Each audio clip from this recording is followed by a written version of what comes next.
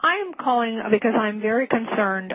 We have some actual proof that a trucker may actually be transporting bird flu.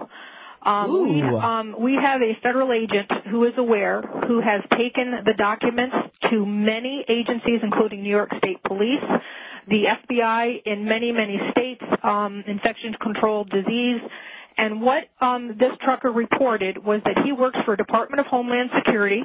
He's a Spanish man who is trucking an independent truck. He goes down to the corner of Broadway and Clinton in Albany, New York at the Department of Homeland Security facility every single evening for loads.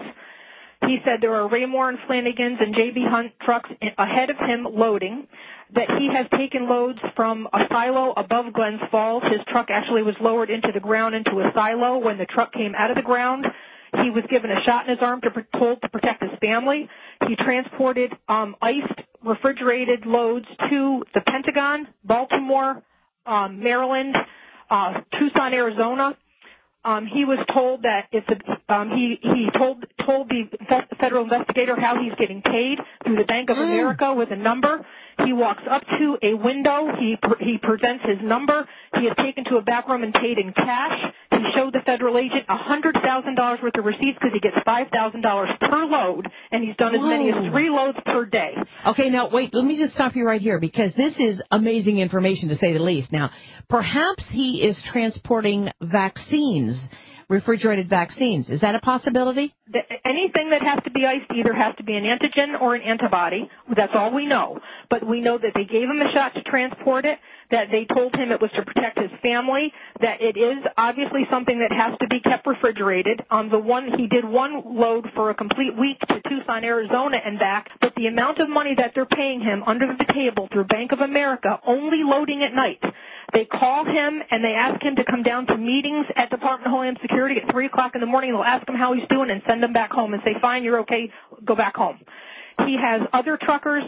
He knows of a trucker with a 53-foot bed unit that took a missile type. He was able to see his load, and that was taken out to Phoenix, Arizona. He was given $18,000 to truck that load 2 times.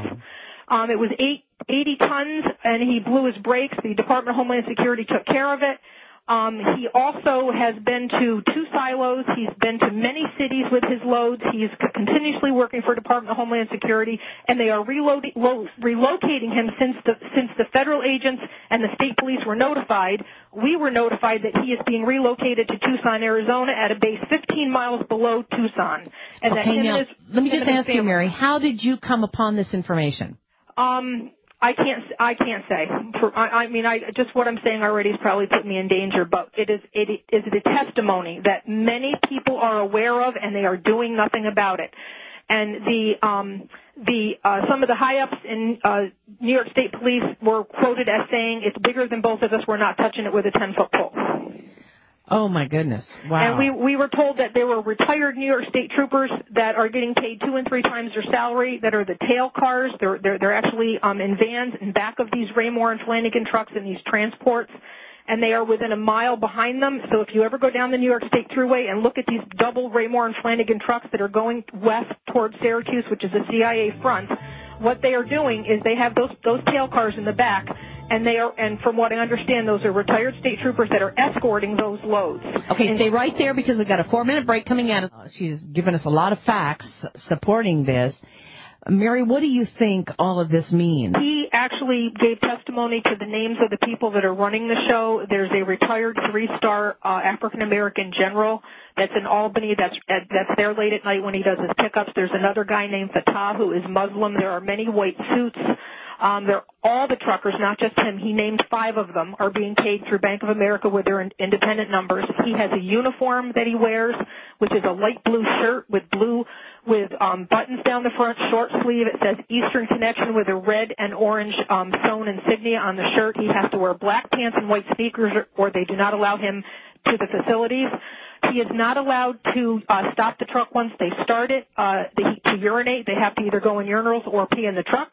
They are at the end of their transports. They are given a white bag by Department of Homeland Security that they have to put all their belongings in. They are not allowed to chew gum in the cabs of the trucks on the transports.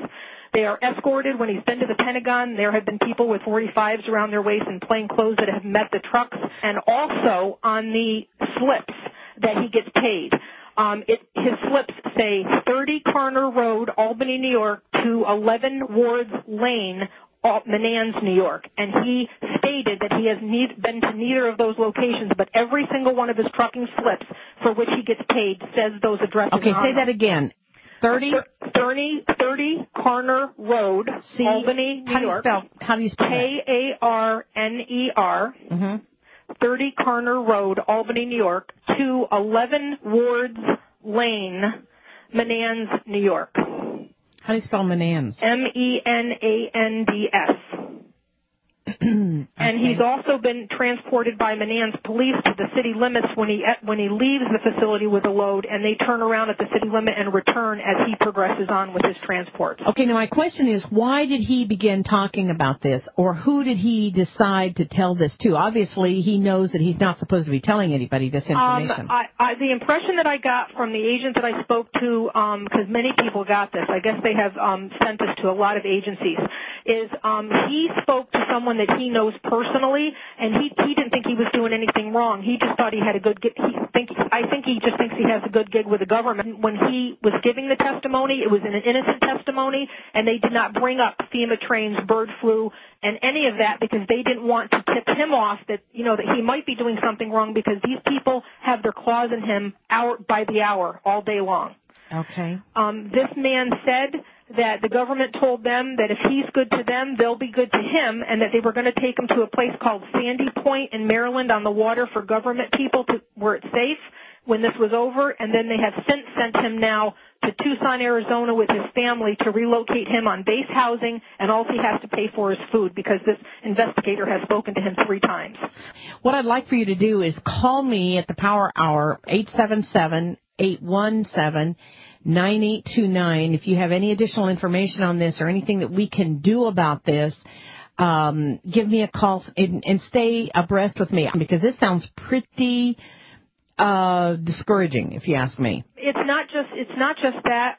He's had lead cars that like they'll tell him where he's got to go, and he'll be going from point A to point B, and somebody will interrupt the trip and then divert him down a road.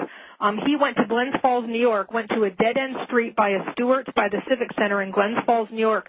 They opened a gate, and he drove 6 miles on a gravel driveway to an underground silo. When the truck came out of the silo after he waited with the other truckers for 3 hours while they loaded in secret, the people who appeared with the truck when the truck was coming out of the ground had Tyvek suits, the mask, the gloves, and all the works on. He's also transported at the 109th Air Guard at Stratton Air Force Base. He did do 90 boxes of clear plastic white fluid. He did see that load. Rarely does he see his loads, but apparently he loaded that at the C-130 at the 109th Air Guard. And he's done a lot of loads with these types of things, medical supplies, equipment, but specifically refrigerated to Tucson and to the Pentagon and to Baltimore. And I think that's it's up to no good. Along the New York State Thruway, there are miles and miles of car carriers that they've been adding to. There has to be 30 miles of them right now sitting on the track since before Christmas. That Thruway, there are miles and miles of car carriers that they've been adding to. Has to be 30 miles of them right now sitting on the track since before Christmas. That could fit my whole city in this thing. Once you get around that bend near the bridge, you'll see how long it goes. I'll keep the camera running. We're at 20 minutes right now, film I've taken.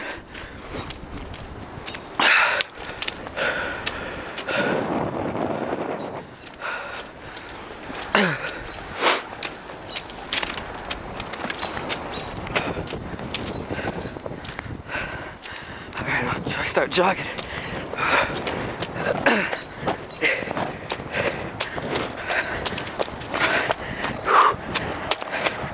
You don't need shackles and benches when you think about it, because who gives a shit? We're all gonna be put in an oven or gas. Why does it matter?